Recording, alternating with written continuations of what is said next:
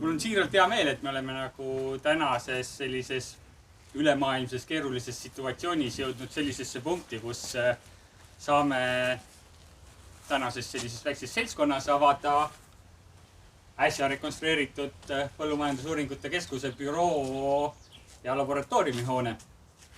Tänaseks on hoone valmis, täiesti rekonstrueeritud. Osad nii-öelda ülesanded või rekonstrueerimuse täiendused tulid küll ehitajale sellises ehituslepingu faasis puhta üllatusena võib-olla, et kuulge, teeme need tööd ka ära.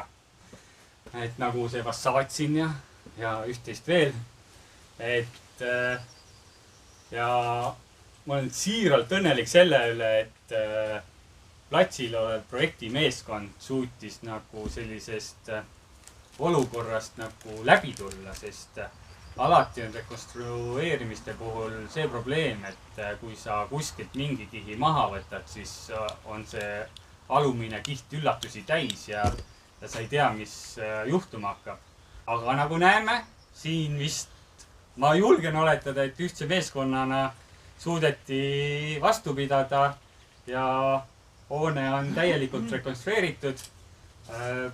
Investeeringu kogumaksumuseks on kuskil 600 midagi tuhat. Et siin ongi see küsimus, kus tegelikult, mis tekib alati, kui vaadatakse nii-öelda olemasolevat hoonet, et kas mõistlik on rekonstrueerida või tegelikult minna välja uue hoone ehituse ja uue nii-öelda plaaniga. Teatud hooned ikkagi säilivad oma ajaloolises väärtuses ja jäetakse alles, täpselt nii nagu siin ka juhtus. Ja ma arvan, et kindlasti on töökeskkonna tingimused kõikidel hoone kasutajatel paremad kui varasemates oludes ning nüüd saate siia rahulikult sisse elada. Samuti on meil üle anda üks väikene kingitus hoone nii-öelda kasutajatele, ma ütleks. Aga võib-olla kutsukski hoone nii-öelda sellise esindaja siia poole, kes siin tegutsema hakkab. Et riigi kinnisvara on selleks korraks kingituseks valinud lõikelaua. Ja leib tuleb meie poolt. Täpselt nii, et see meie mõttega oligi, et ma loodan, et sellel lõikelauale satub siis mõni sellisest viljast tehtud leib, sai või sepik, mis on just siin sertifitseeritud ja saanud enda nõuded normid täidetud. Kindlasti. Seda me lubame, et kõik mis siit saavad sertifitseeritud, need saavad leiba. Ja ma tänan teid kõiki nii, et ja jõudu jaksu. Tere ka minu poolt. Kui ma seda maja vaatasin, mul on selle majaga eraldi nagu lugu. Et ma olen näinud selle maja puhul ainult neid numbreid. Ja kui ma lõpuks seda ka tulemust näen, siis mul on tunne, et pooled nüüd valitooli tabletid oleks võinud sinna karpi tegelikult nagu jätta. Usun, et seespool ka see mind üllatab. Ja see tähendab seda, et te võite mitte pensionini siin töötada, vaid ilmselt ka kauem. Sellepärast, et ma usun, et see südame ja hoole armastusega tehtud töö kestab nüüd kauem kui see eelmine, mis tuli lahti võtta ja panna kuhugi ära. Aga ma tahtsin tegelikult RKS-i ja Embachi ja ehitajate ees natukene vabandada ka ministeeriumi nimel. Et me oleme üldiselt nagu väga kehvad ja natukene kapriissed kliendid. Et esiteks meie hooned enamasti on ilged sarad. Midagi ei ole teha. Ja teinekord võib-olla me oleme oma nõudmistes ka natukene nagu keerulised. Aga hoidkem siiski meeles, et Maaeluministeeriumi ülesanne on ju sõna otseses mõttes oma pühas töös hoida seda Eesti maad ja hoida toit ja leib meie laual. Ja selles pühas töös on meil väga raske igasugu järeleandmisi nagu teha, nii et ma loodan, et meie teatavad kapriissused teinekord või ka järgnevates tulevastes projektides on andeks antavad.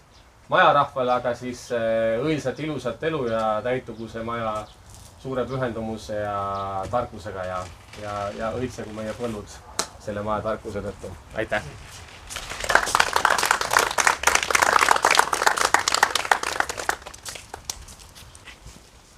Et ma ütlen Põllumajandusuuringute Keskuse poolt ka siis paar sõna.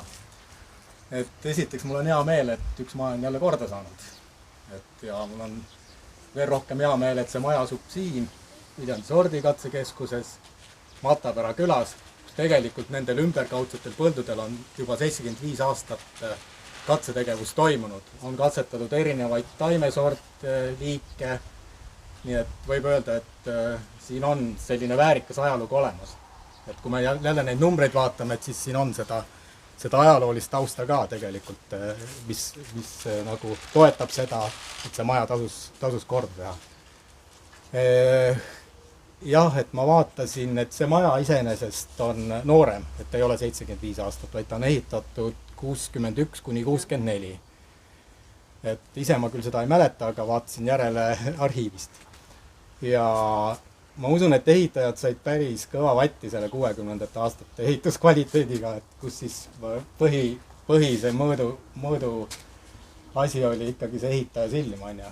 Seekord olid siin ehitajad, aga tollal alustati seda ehitust niimoodi ühest nurgast ja siis põllutöölised, vili oli koristatud, siis järgnevad kuud nad lihtsalt ehitasid maja, eks. Ja siis tulid jälle põllutööd peale, siis järgmine aasta jätkati sealt, kus pooleli jäi, et sellepärast oligi see selline jupp haavale, eks ju, tehtud vundament ja korrused. Ja kas seal õiget projektigi oli, et kes seda teab.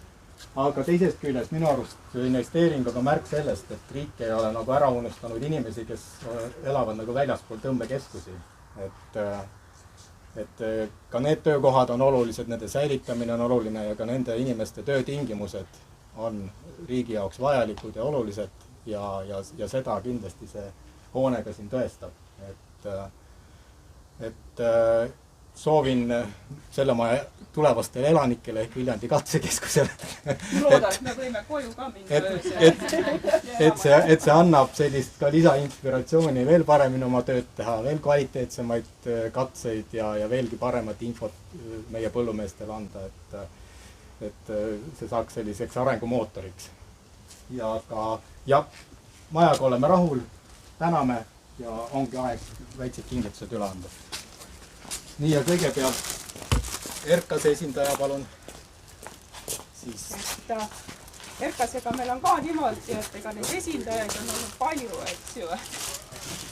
Ja projekt minul number 3 peal läks juba lugemine sassi, et ma ei tea, mis number lõpuks seal pauhuubi sees oli, eks ju, kui viimased need parandused ka juurde saada.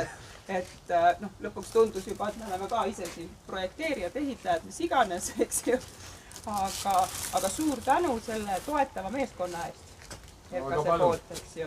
Ja ma pean ütlema, et ega see ei ole viimane sara, mis meil on, eks ju. Et me jätkame samas vaimus ja planeerime juba järgmisi, nii et olge valmis. Me aga täname selliste tegevuste eest. Nii, ehitajate poole pealt Embach ehitus. Embachiga meil on niisugune lugu, et siin on väga hea koostöö olnud. Et kõigepealt ma annaksin selle ülemuste poolse asja ära, eks ju. Ja siis ma paluksin tulla siia Ahti ka.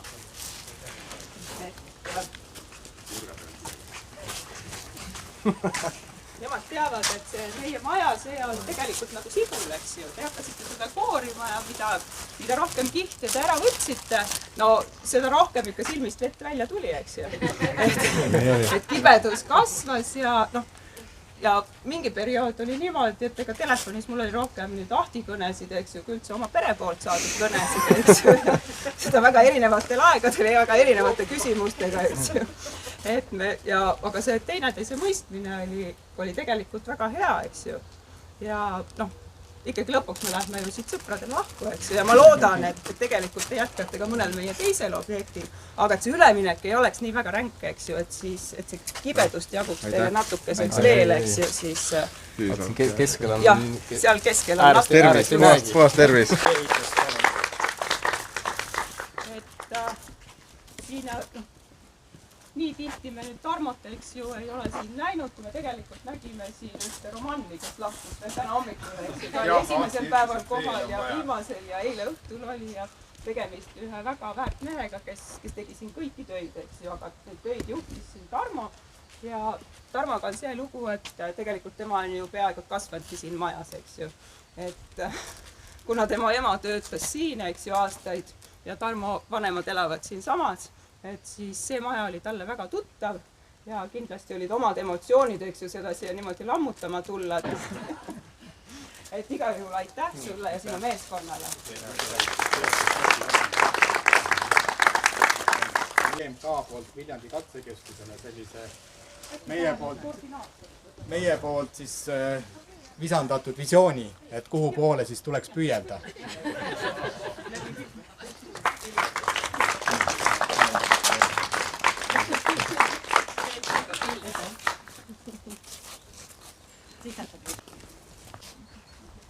Tere siis ka ehitajate poolt, et tänatud on kõvasti, suur tänu. Indrek rääkis pikalt selle hanke ajaloo ära, et meil oli selline lühikene pakkumise ajalugu, et tegelikult Riigi Kinnisvara poolt tuli väike signaal, et järsku pakute, et nii väike koht, et võib-olla neid pakkujaid jääb muidu väheks, siis me mõtlesime, no pakume, et tellijad tunneme ja meil kogemata juhtus nii, et Ahti elab siinsamas ka kõrval. Ja mõtlesin, mis siis ikka, et pakume. Ja kõik see jutt, et sibul ja lahtikoorimine ja pisarad ja kõik see vastab tõele. Aga ma võin nii palju tegelikult tellijat lohutada või siis julgustada, et kui te järgmised maju teete, et ega see on täpselt samamoodi läheb. Et nagu sellega, et see vana maja tegemine, nii palju kui minu kogemus ütleb, ongi nii, et on üllatused ja sellest saab valmis olla ja tegelikult käituda nii, nagu te käitusite nii RKS-i poolt kui hoone kasutaja poolt. Siin nagu seda koostööd jätkus, et see oli nagu väga hea ja tulemuslik koostöö. Ja ma loodan tõesti, et hoone kestab ja jääte rahule. Ja mul on ka hea meel, et võib-olla siis Eestimaa toit saab veel parem ja kvaliteetsem ja nii edasi. Igal juhul suured tänud meile